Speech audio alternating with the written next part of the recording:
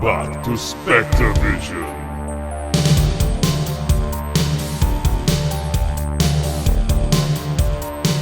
This week, Friday the 13th.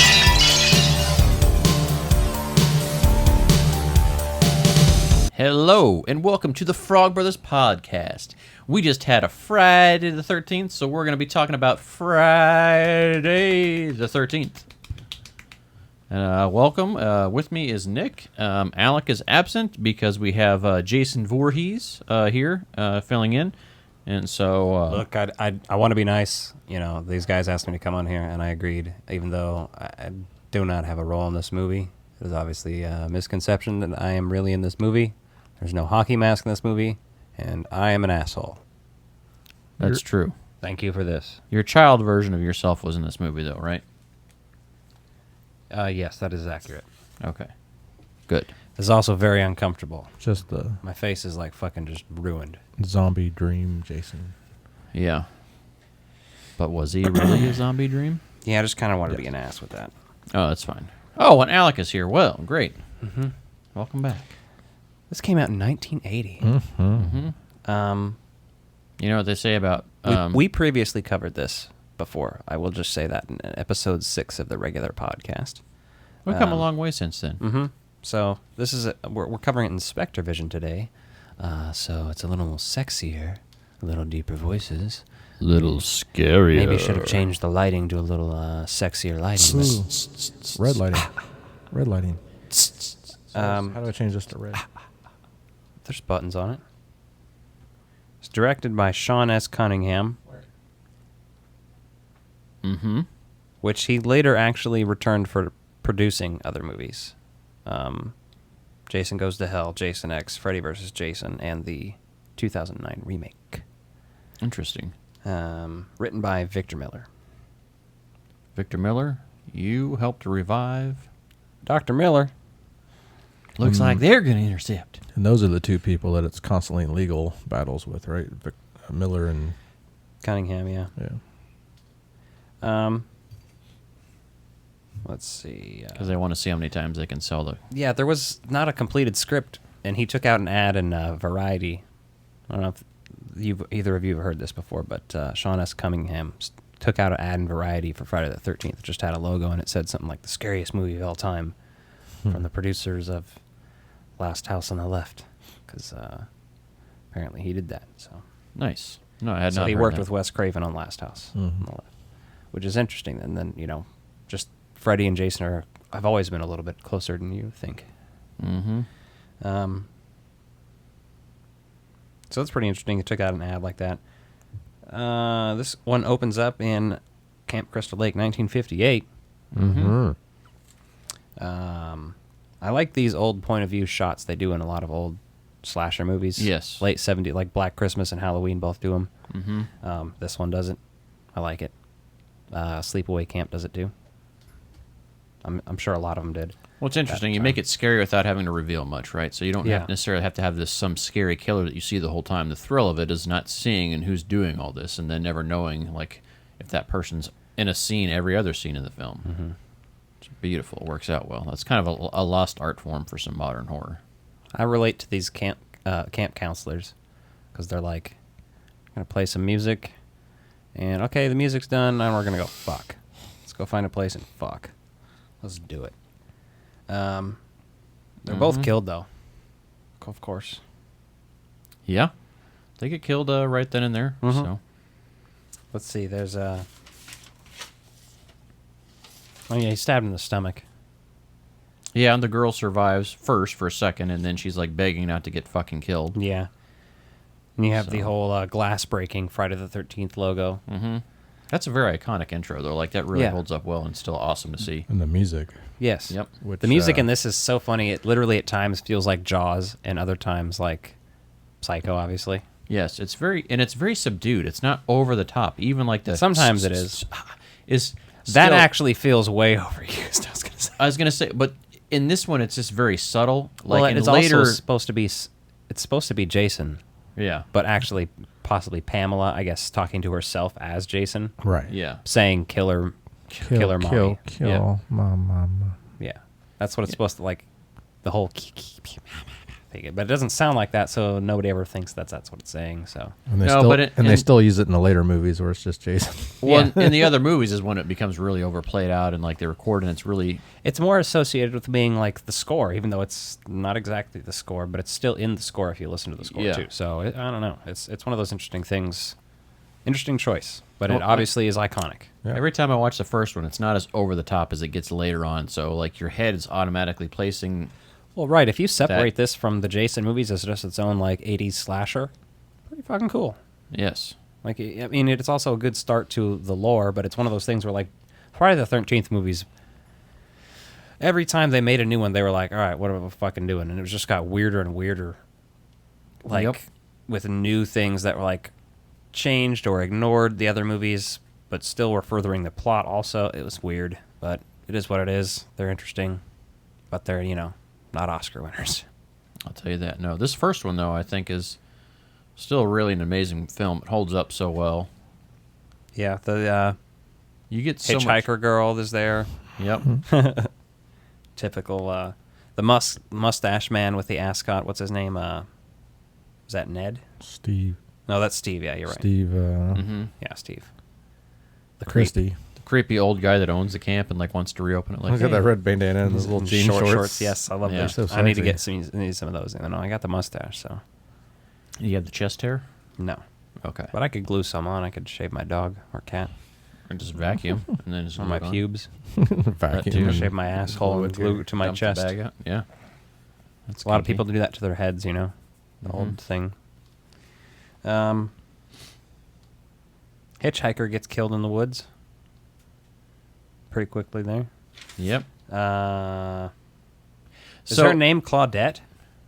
The hitchhiker, because she's supposed to be the cook. for I the- also wrote down all the kills according to online before I watched it, and I was like, all right, cool. These are So those. one thing though that I Trying to feel is like coordinate. really heavily ripped from the cook's death scene in the woods there is the way she's running and like is struggling. But what people always forget is like she jumped out of that moving Jeep, breaks her ankle clearly, and like is trying to hobble away, and like everyone else like never has a broken ankle anymore after that. But like that was like the defining moment of like everyone that's running from a killer has to run like this now, and like they stumble and they trip and they fall, but she had a broken ankle. That made sense. Everyone else was just like, oh, that looks good. It looks dramatic. I always thought like she dived out of that Jeep a little prematurely.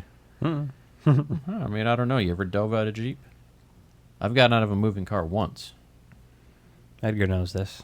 Edgar was the driver. I mean, she was in there with like a kindly older lady, well, and it'd only been like a few seconds really since she passed the sign. I like the effect of the kill, the throat slash, though. yes, that is one of the greats. Like, that just shows up and looks perfect right for the beginning. I like how this one's still bloody, because some of the movies it feels like, well, I mean, they did. They filmed extra gore, and then it was cut out of the final cuts of the movie because of standards, MPAA shit. Part 7 being the most heavily edited. There you where go. it's practically like a PG movie.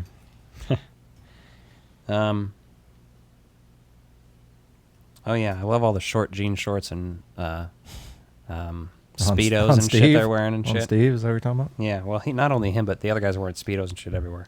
It's just like the fashion of the late 70s, early 80s there.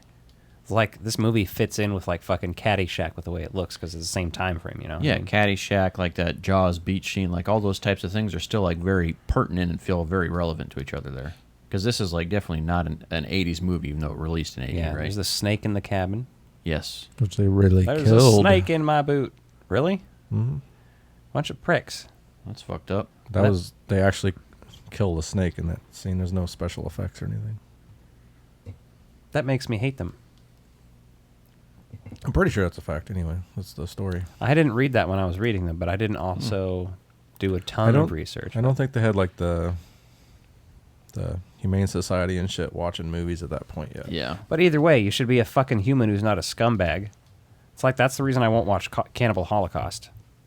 Because there's like multiple animals killed in there. There's like a monkey, a turtle, like all sorts of shit. I think a cow or a buffalo or something too. Like all sorts of weird, just fucked up. Like, no, I'm good. I don't need to watch that or support that.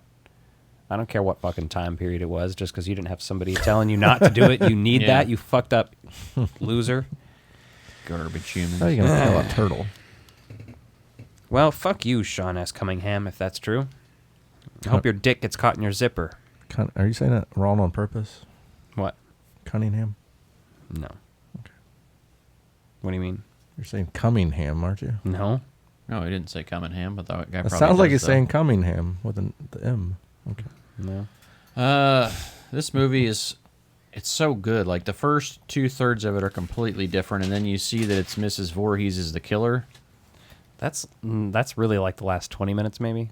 Well, I know, it's a good amount. Well, you're fooled by the fact that you see this guy's giant hand throughout the whole movie, supposedly. What about the supposed to be cultural Pamela's. appropriation in this movie? What do you mean? The headdress wearing and shit. It's a sign of the times. Very much. It's like white people like, hey, white people, we're going to have a summer camp. Is and it Steve that says, Oh, that I one told guy, you to yeah, sit on sorry. it, Tonto? Yeah. No. That's the other guy. That was the it? cop. That's right. Oh, I was trying yeah. to think of who said it. I thought had it would be written down. funny if the cop was like Native American, and then he walks up on that kid doing that and just gets fucking pissed off at him. Yeah. But no. Well, then they try to play off the whole Jeep thing because what's his name has a Jeep too. So Oh, Oh, the creepy Ralph guy. yeah, Crazy Ralph. Crazy Ralph. Yeah, Oh, doom. love how they find him in the kitchen there, like just fucking No, scaring people. he's hanging out in the pantry with the door shut, Yeah. waiting for someone to open it. How long was he in there? Right? don't know. He probably planned made some weird bathroom in shit. there. Made bathroom. He It's make like- bathroom and floor. It's like when you're on Pornhub and you see videos that were uploaded clearly by somebody who's foreign. It says, like, hot girlfriend to make blowjob. Yeah. Make a blowjob. Nick, make blowjob Like to spunk on microphone. sister face. Pretty much with Pornhub these days. It's always stepsisters, Oh, yeah, it has to be now. and it's exciting every time. Feels like the first time your stepsister walked in on you. I got stuck under my bed and my stepbrother What's that takes... one video series where this guy has like 50 different stepsisters? I don't know anything Apparently, about he that. found his niche. I like it if you stayed off my OnlyFans, Nick. Yeah, Kevin Bacon gets to fuck before he dies, at least. Mm-hmm. That's pretty sweet. Way to go. And He's if you're very- about to get killed, you may as well fuck first. But he gets an arrow through the neck, just like pushed up through his neck. Yeah, Mm, from pretty- underneath the bed. That's actually a pretty good kill, right? Yeah. Because you're not showing that. And there's some references to Jason using like a bow and arrow later on and stuff. So just seeing him stab with an arrow, and not even Jason, but just the continuity of that as being a way to kill in there is interesting. Mm-hmm. This feels very much like Reverse Psycho to me, though, just based on like the mom going crazy about all these teenagers. They should have been watching my kid. And like, bitch, maybe you should have cooked good food so no one fucking would ignore your ugly ass fucking monster child. Maybe you ever fucking hold yourself personally accountable for being a shitty parent. You know, Fucking they blame play everyone else. They play Strip Monopoly in this. Should we? Yeah. We're gonna maybe do a video for that new Clue. Should we play Strip Clue? Strip Ghostbusters Clue, Yeah. Well, each a game with children in it. exactly. Are you gonna wear the Bustin' Makes Me Feel Good panties you have? Those things do not fit in the crotch. I know, that's why I called them panties. Nick says they feel a little snug on his downstairs. And Slug. I bought a medium at first, and then I bought a large, and it's still. I wrote They're down awesome, though. the note panty panty parade Mm-hmm. because it's a lot of that woman prancing around in her panties after that. Go ahead and enjoy. The camera work is solid, and then she gets an axe to the face. Mm-hmm. All the death scenes in this movie are amazing. Like, they all look really good and they all hold up. Mm-hmm. And then Steve has his death, and it's pretty great because he's just like, "Oh, it's you," or whatever he says, something like that. You know, what are you doing out here? How's it going? Bah! Murdered. She's a friend of the Christies, Yep. Mm-hmm. but she kills him. Which I do love how they make so much lore up in this last bit where you see Pamela come out and like really start breaking down why she is the way she is. Why you are the way you are. Exactly. I knew you'd like that. And, well, you got a giant Twister poster I'm looking at right now. Yeah, she's going. She seems normal at first, and like she's holding it down, like she's like, "It's okay." I even though she knows she killed them. Yeah. Seems like she's just like an in control psychopath before she just starts losing it and then starts basically hallucinating. Yeah. And talking as Jason and Killing my mommy. To When me, she's slapping her and it's like a cat fight, I'm like, okay, this is not very. You could easily kill this woman. And I tell this people all the time: if someone is genuinely trying to kill you, like this woman is clearly, shove your fucking thumb in her by eye slapping? and pull Yeah. that motherfucking thing out. You're good to go. Ooh, that'd be fun. yeah, You win. pop the eyeball out. That wasn't good Flawless enough victory. for her. She had to decapitate. If I hope no one ever tries to kill me, because that's the first thing I'm going to do is try to pop their thumb out. I'm gonna wear their safety- eyeball out. I'm with gonna my wear thumb. safety goggles. And when I'll I probably murder you. be like How about that? I'm the kind of guy that avoids a have to- fight, too. I tell you. So if I get to the point of doing that, I'll probably be crazy and like worked up enough to put your eyeball in my mouth and then chew it and spit what is Ew, left of that's it back out. gooey. On me. Yeah, that was- Like Hey, I will that's be a- fucking gnarly and wrong, man. That should be a kill scene in a Jason movie. Eats the eyeball and chews it up on him. Yeah. One part 3, they find that homeless guy in the middle of the road, and he's like holding a human eyeball or whatever, or an animal eyeball. And they stick it in the camera because it's 3D. That last act though is terrifying. The scariest part of her is when she's like acting like she's hearing her dead son talk to her, and she's like, "Kill him, mommy!" Like she is way underrated as one of the fucking best killers in a serial killer movie or a slasher film, just because she's so fucking nutty. Yeah. I have a question. When did you become a nut bar? Yeah, they have another cat fight in the other cabin when she escapes for a minute. And like when I say that, I don't mean like women fighting is a cat fight, but the way they fighting in this movie is definitely like they're slapping and they're not really going for kills. None of them. It's just like weird and like it's clearly the choreographer and the filmmakers not doing a good job with that. But That's the only bit of the movie that doesn't really hold up well for me is some of those little spats that they have because it doesn't feel authentic. But either way, then she grabs the machete and shit fucking yeah. picks up right here and she chops that bitch's fucking head off. Yeah. And then it fucking flies around and tumbles around. It Yeah. rules. The one Great that- job. It Enjoy goes in that. the lake because clearly, like her head being down in the water is what wakes Jason up. for Well, the yeah. sequels. Yeah, And well, her head's not done with. Believe me, it makes a little cameo. Well, if you remember, they find the Necronomicon in her house in part 9. Yeah.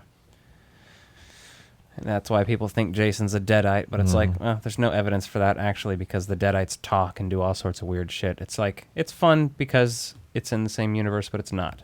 It's just Yeah. like a little tease, a little hint. If you're resurrected, does that just make you just like them, though? I don't know. I'm not a doctor. Maybe he never talked and therefore couldn't talk as a Deadite. Apparently it was Tom Savini's idea for Jason to pop out of the water at the end. Oh, really? Mm-hmm. That's Well, if I badass. know, boy. Yeah, exactly. When that scene almost doesn't need to be there at the hospital. You could have almost ended the movie right when she's just pulled under the water. But she's back in the sequel, isn't she? One of In them? the very beginning. Yeah, okay. in She's in part the very 2. beginning of part 2. So it's like, you know.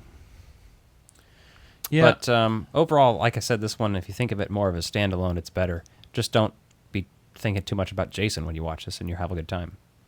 Yeah, well, just think about it sets up the lore for that and makes the rest of them make sense to some degree. But I'll this say a lot of holds people up. don't like this movie, About especially like the fans. They just want to start with part 2 or part 3. In a modern day society, if these movies, if you showed them all to somebody and tried to, like, a smart person who knows a lot about movies, they would say this movie came out later and is a prequel. Yeah, they probably would You know what I mean? because it's so It's- different. that's how it feels. Well, it's weird to think that the first one didn't star Jason as the killer. Right. Yeah, and it's Sean only S. implied. Cunningham, and I said Cunningham I that swear to time God, 'cause he you says said it. Cunningham every time. No, I said it that time because you'd said it before now, so you got me Cunningham? saying it. It sounded Cunningham. exactly the same. Sean Cunningham. Ham. Come on, ham. I think that's the glaze. I think they call it mayo. Give me ham on 5, hold the mayo. Airplane quote. It's about all I have written down for this one. You're about What do to- you love about this one? What's your favorite film in the Friday the 13th series? Clearly, there's so much in this one that's amazing. We're going to be talking about them all, but there's like, list your top 3 would be easier to do than a top 1 right now. But Yeah. my top 3 would probably be 3, 4, and 8, which is very weird, but 3, 4, and 7. definitely if it wasn't so heavily edited. Yeah. I do really like 7. What's 8? I like title? 6 quite a. That's Manhattan. Okay. Yeah, that's one of fucking my favorites. ridiculous. I actually really love 5, even though Jason's not in it. 5 is A lot really of people good. do. I think it's really hilarious. It's great. Yeah, I mean, it's not I love it. Oscar. And it doesn't really matter that Jason's not in it because Roy dresses up like him, so Yeah. you can just pretend. The only it's thing is Jason his if you want. eyes are different too. Right. Well, he but- looks human again and Yeah. normal, I guess. Either unquote. way. All right, well, drop your comments below. Tell us what you love about this movie, what you hate about it. Does it hold up? Do you watch this all the time?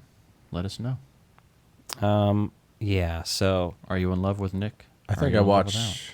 I think I do a Friday 13th marathon like every year at least. Me and Brian watched 1, 2, and 3 this week. So. Al? Yeah, and what's the documentary you guys are watching? Oh fuck! What is that called? It's a really badass documentary. That's like 5.5 hours long or something. Crystal Lake Memories, and it's narrated by Feldman. right? Yeah, it's pretty cool. There's a lot of really insightful information there. So if you're a fan of the series, check that out. yeah, Corey Feldman's recently been like trying to get people to. He's like, I'll come back and play Tommy, or whatever. You know. In those fan films instead of the Part 6 guy. Yeah, I don't know. Well, he's played with somebody else in Part 7 too, right? That's yeah. Then Part 6. the So only he's played with character- three No. different people. He's played by a different guy in Part 5 than Part 6. Okay, that's and then what I'm thinking Feldman is actually back in Part 5 in the very beginning. of. That's right. Yeah. Weird. So 3 different people have played Tommy. Yeah. Really weird stuff. I don't have any Friday the 13th on VHS because it's actually very hard to find that series. I'm surprised I have some of what I do, but well, there it is. Well, there it is. Hit like and subscribe if you're watching this on the YouTube. And if you're listening on the podcast feed, you can always watch us talk about these movies as well on youtube.com/thefrogbros. We review these more often than Friday the 13th. Yeah, we're gonna Yeah, Because the next one's in May, and then after that, it's like January. Well, that would Yep. space it out. That would give us a good amount of time, but I also It would don't take think... forever. We need to wait that long. Yeah. Yeah, no, we don't need to do that. The movies didn't even like wait for that to release, so... No, when they They're started like doing every year. sequels, like, What- yeah, how we're many doing of the them next came one. out on a Friday the 13th? Like 1 or 2, maybe? Maybe more than that. I'm not sure, though. The fucking Jason Rising did, the fan film, which we might talk about as well. Yeah, I watched that the other night. How'd you like that? I mean, you don't have to give us a review, but I like... liked it quite a bit. I would have not done the ending, but exactly the way they did it. But Gotcha. hopefully we'll be reviewing that soon. Very I'll, nice. I'll watch it again. Cool. All right. Well, we'll talk to you kids later. Have a good night.